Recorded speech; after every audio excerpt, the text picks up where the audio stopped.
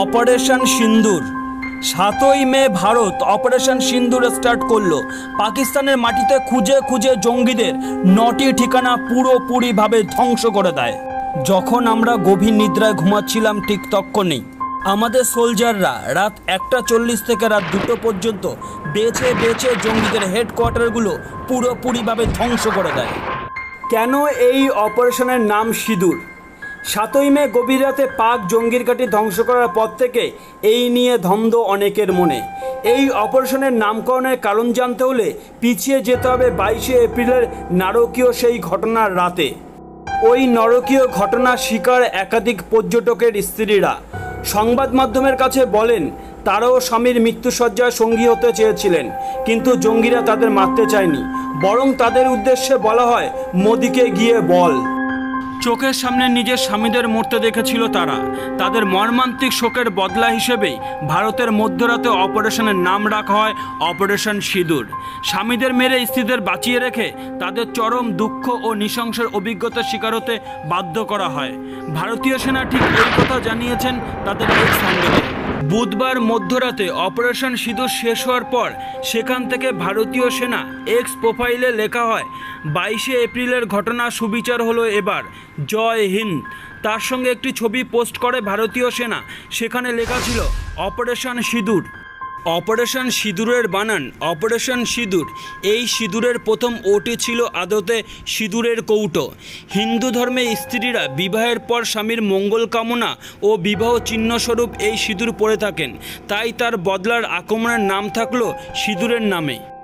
ভারতের দাবি মঙ্গলবার মধ্যরাতে অপারেশন সিঁদুর ধ্বংস করেছে পাকিস্তানের মাটিতে থাকা ৯টি জঙ্গি ঘাঁটি। ভারতের মিসাইল হানা খতম হয়েছে অন্তত ৮০ জন জঙ্গি, জখম অন্তত ৭০ জন সন্ত্রাসবাদী। অপারেশন কার্যকর করার দায়িত্ব পান ভারতীয় নিরাপত্তা উপদেষ্টা অজিত দোভাল। অপারেশনের প্রথম ধাপ কী ছিল?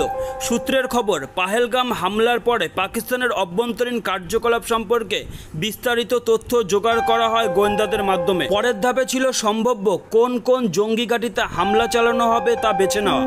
এরপর একে একে সন্ত্রাসদের ৯টি ঘাঁটি পুরোপুরি ধ্বংস করে দেয়। ভারত প্রত্যাঘাত নিল স্মার্ট প্রযুক্তির সাহায্যে, স্কাল্প মিসাইলের সাহায্যে। এলওসি থেকে ৩০ কিলোমিটার দূর থেকে এতটাই নিখুঁত এর কার্যকারিতা। ৩০ কিলোমিটার দূর থেকে টার্গেটকে ধ্বংস করতে পারে এই মিসাইল। ২৫০ কিমি দূরের টার্গেটকেও নিখুঁত হানা আনতে পারে। রাফাল থেকে এই মিসাইল ছুড়ে জঙ্গি ঘাঁটি ধ্বংস করে বায়ুসেনা। মুহূর্তের মধ্যে টার্গেট তছমছ করে দেয়। এই মিসাইলের ওজন ১৩০০ কেজি। Hammer missile. এই মিসাইল অত্যন্ত নিখুঁতভাবে হানা দেয়, নির্ভুলভাবে আঘাত আনতে পারে টার্গেটকে। শত্রুর বাংকার বা শক্তিশালী ঘাঁটি ধ্বংসের উপযুক্ত এই মিসাইল। হ্যামার মিসাইলের লঞ্চিংয়ের দূরত্ব নির্ভর করে বিস্ফোরণের অভিঘাতের উপর। এই শক্তিশালী গাইডেন্স বোমা ফ্রান্স ও ব্রিটেনের অস্ত্রভাণ্ডারে আছে, আর এবার ব্যবহার করল ভারত। ভারতের শক্তিশালী যুদ্ধবিমান রাফাল। ভারতের বায়ুসেনার হাতে আছে ৩৬টি রাফাল মাল্টিরোল ফাইটার।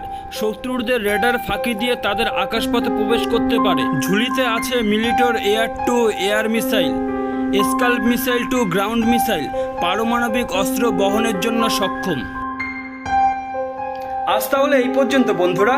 যদি ভিডিওটা ভালো লেগে থাকে তাহলে বন্ধুদের সাথে শেয়ার করবেন। ধন্যবাদ।